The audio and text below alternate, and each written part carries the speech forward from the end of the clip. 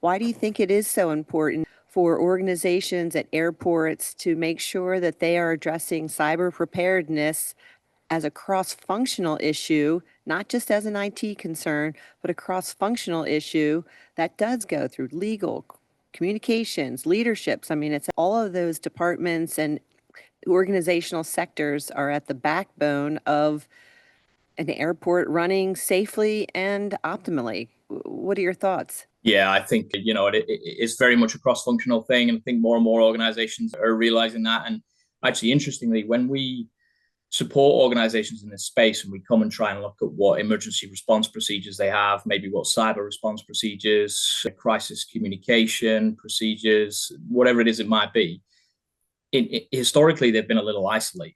So you might have a more physical emergency response plan or procedure that focuses on safety. You have that crisis communications procedure that's kind of focused on those reputational incidents, maybe an IT incident management team that's focused on IT issues. And they kind of in isolation deal with those particular elements and incidents. But with something like a cyber attack that then involves each and every one of those, ensuring that those kind of frameworks are intertwined, they're all practicing together across those different domains. Maybe they each have contracts with third-party response organizations that are also helping them, that also need to kind of be in some way practiced and rehearsed together.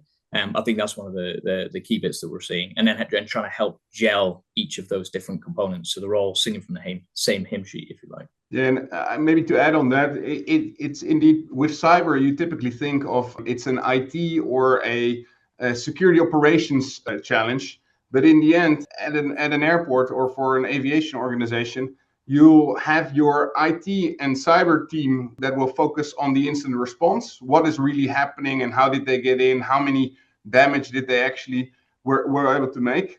But everything that is in the further supply chain regarding legal, that looks into the contractual obligations toward passengers. How are you going to communicate to everyone who is now on a flight, at the gate, coming to the airport? So communications chimes in very quickly in that crisis team. And then, of course, you might have also other aviation partners on an airport who you would need to consult or share information with so that they understand that their systems might not be infected, but they might have a disruption based on the incident that happens at one place. So that's why it's a very cross-functional issue, because there's so many aspects of what needs to happen and who needs to be informed, consulted, and advised to ensure that, I would say, the crisis does not only become a single crisis event for the aviation organization that has been hit by the incident, but doesn't spread to other organizations where you might have a disruption that too many people come to the airport because the airport cannot handle all the new people that come because the flights are not leaving,